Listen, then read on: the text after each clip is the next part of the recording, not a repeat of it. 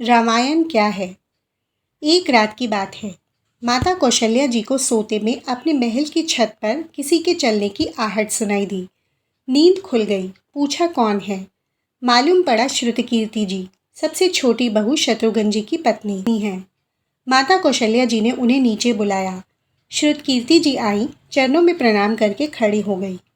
माता कौशल्या जी ने पूछा, श्रुति, इतनी रात को अकेली छत पर क्या कर रही हो बेटी? क्या नींद नहीं आ रही? शत्रुघ्न कहाँ है? श्रुतकीर्ति की आंखें भर आई।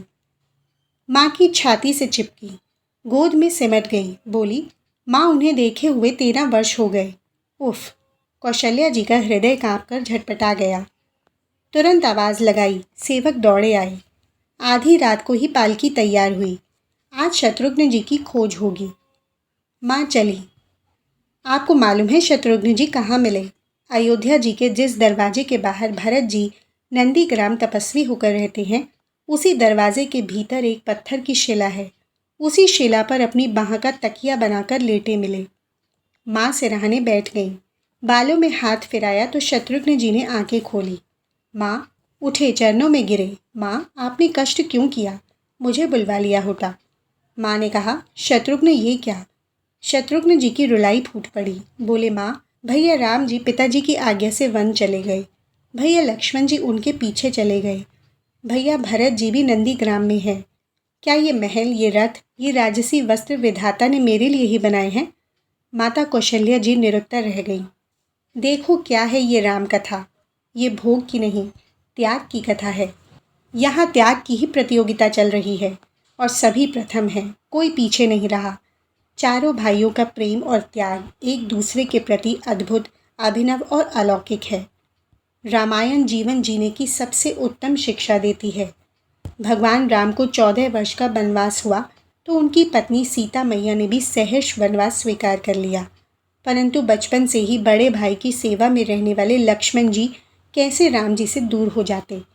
माता सुमित्रा से तो उन्होंने आज्ञा ले ली वन जाने की, परंतु जब पत्नी उर्मिला के कक्ष की ओर बढ़ रहे थे तो सोच रहे थे कि माँ ने तो आज्ञा दे दी, परंतु उर्मिला को कैसे समझाऊंगा, क्या बोलूँगा उनसे। यही सोच विचार करके जैसे ही लक्ष्मण जी अपने कक्ष में पहुँचे तो देखा कि उर्मिला जी आरती की थाल लेके खड़ी थी और बोली, आप मेरी चिंता छोड़िए प्रभु, आप मेरी चिंता छोड़ प्रभु श्री राम की सेवा भावना आप मेरी चिंता छोड़ प्रभु श्री राम की सेवा में वन को जाओ। मैं आपको नहीं रोकूंगी। मेरे कारण आपकी सेवा में कोई बाधा ना आए, इसलिए साथ जाने के लक्ष्मण जी को कहने में संकोच हो रहा था, परंतु उनके कुछ कहने से पहले ही उर्मिला जी ने उन्हें संकोच से बाहर निकाल दिया। वास्तव में यहाँ पत्नी का धर्म है। पति संकोच में पड़े पत्नी उसके मन की बात जानकर उसे संकोच से बाहर कर दे। लक्ष्मण जी चले गए, परंतु 14 वर्ष तक उर्मिला ने एक तपस्विनी की भांति कठोर तप किया।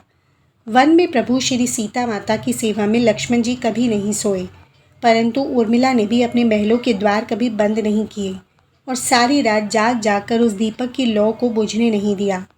मेघनाथ से युद्ध करते हुए जब लक्ष्मण जी को शक्ति लग जाती है और हनुमान जी उनके लिए संजीवनी का पर्वत लेकर लौट रहे होते हैं, तो बीच में हनुमान जी अयोध्या के ऊपर से गुजर रहे थे तो भरत जी ने उन्हें राक्षस समझकर बाण मारते हैं और हनुमान जी गिर जाते हैं।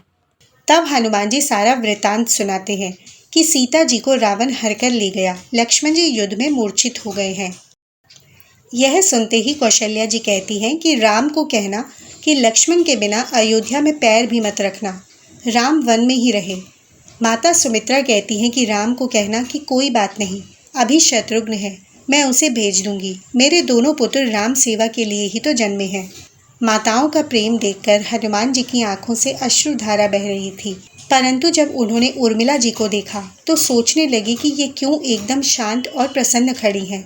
क्या इन्हें अपने पति के प्राणों की कोई चिंता नहीं? हनुमान जी पूछते हैं, देवी, आपकी प्रसन्नता का कारण क्या है? आपके पति के प्राण संकट में हैं। सूर्य उदित होते ही सूर्य कुल का दीपक बुझ जाएगा। उर्मिला जी का उत्तर सुनकर तीनों लोकों का कोई भी प्राणी उनकी वंदना करे बिना नहीं रह पाएगा। उर्मिला बोली, मेरा दीपक संकट में नहीं है, वो बुझ ही नहीं सकता। रही सूर्योदय की बात, तो आप चाहे कुछ दिन अयोध्या में विश्राम कर लीजिए, क्योंकि आपके वहाँ पहुँचे बिना सूर्य उदित हो ही नहीं सकता। आपने कहा कि प्रभु श्री राम मेरे पति को अपनी गोद में लेकर बैठे हैं। जो योगेश्वर प्रभु श्री राम की गोद में लेटा हो उसे काल छू भी नहीं सकता। ये तो वो दोनों लीला कर रहे हैं। मेरे पति जब से वन गए हैं तब से सोए नहीं हैं। उन्होंने न सोने का प्रण लिया था, इसलिए वे थोड़ी देर विश्राम कर रहे हैं। और जब भगवान की गोद मिल गई तो थोड़ा विश्राम ज़्यादा हो गया। वे उठ जाएंगे। और शक्ति मेरे पति को लगी ही नहीं, शक्ति तो प्रभु श्री राम जी को लगी है। मेरे पति की हर श्वास में राम है, हर धड़कन में राम, उनके रोम रोम में राम है, उनके खून की बूंद बूंद में राम है। और जब उनके शरीर और आत्मा में सिर्फ राम ही है तो शक्ति राम जी को ही लगी, दर्द राम जी को ही हो रहा है। इसलिए हनुमान जी आप निश्चिंत होके जाएं, सूर्य उदित नहीं होगा। राम राज्य की नींव जनक जी की बेटियां ही थीं, कभी सीता तो कभी उर्मिला। भगवान राम ने तो केवल राम राज्य का कलश स्थापित किया, परंतु वास्तव में राम राज्य इन सबके प्रेम, त्याग, समर्पण और बलिदान से ही आया। जिस मनुष्य में प्रेम, त्याग, समर्पण की भावना हो उस मनुष्य में राम ही बसता है। कभी समय मिले तो अपने वेद, पुराण, गीता, रामायण को पढ़ने और समझने का प्रयास कीजिएगा। जीवन को एक अलग नज़रिए से देखने और जीने का अवसर मिलेगा। वीडियो अच्छी लगे तो वीडियो को लाइक, शेयर और चैनल को सब्सक्राइब करना ना भूलें।